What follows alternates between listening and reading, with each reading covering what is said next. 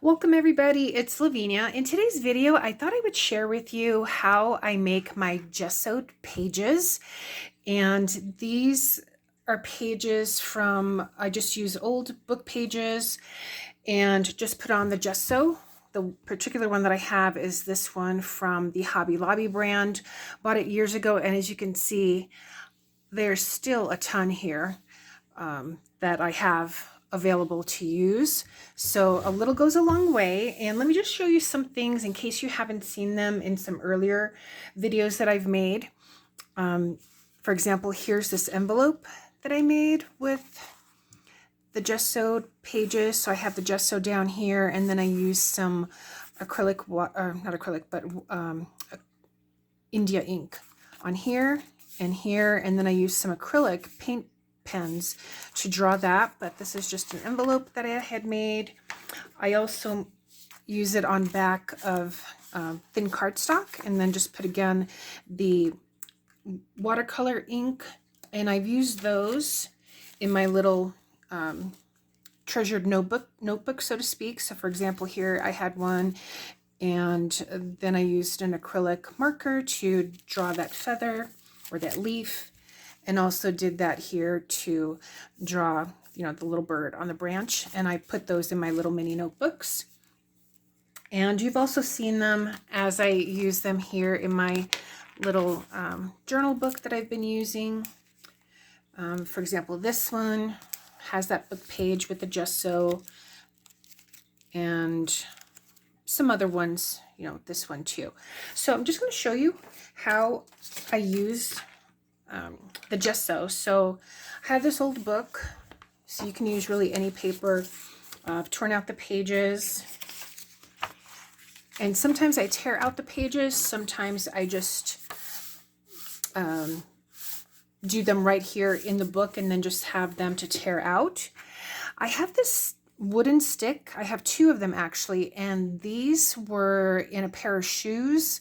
I think, you ever get those pair of shoes where it has like the paper in there, and it has the stick or a straw type thing to keep them in shape.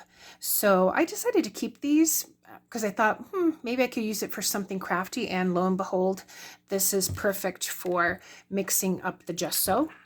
So let me go ahead and put these to the side just as I show you. Let's see. So here's the jar, and if I just mix it, and that's the reason why I have this. Let me see if I can move the camera up further. Okay, so this might be better.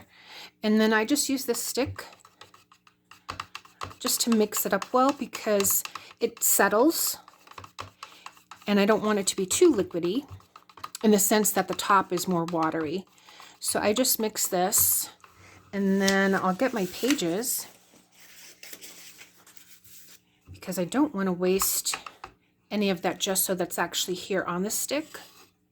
So I might go like that, and then I just bring it down and start wiping it here on the pages, because I don't want anything to go to waste. So I'll just do that.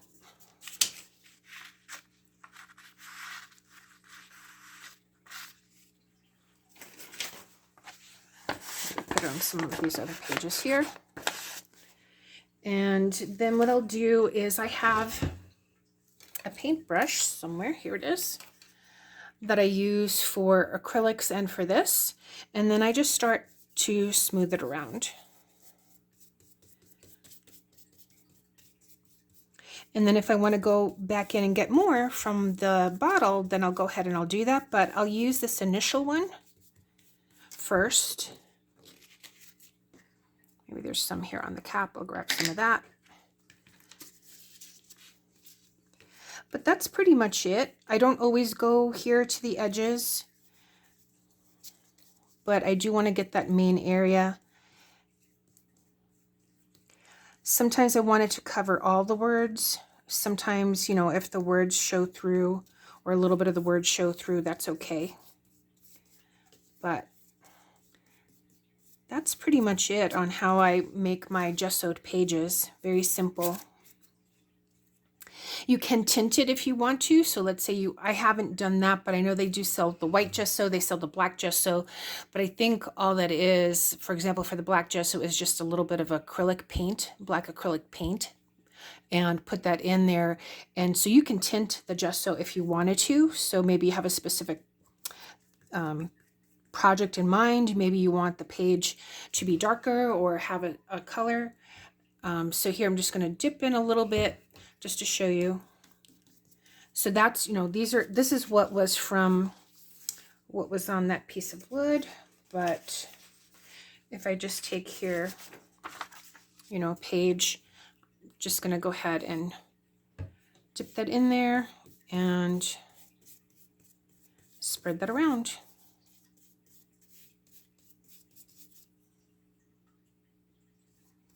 And I don't usually do both sides. There was one page where I think I had both sides, but I don't normally do that because this creates a seal for my wet media, like the watercolors.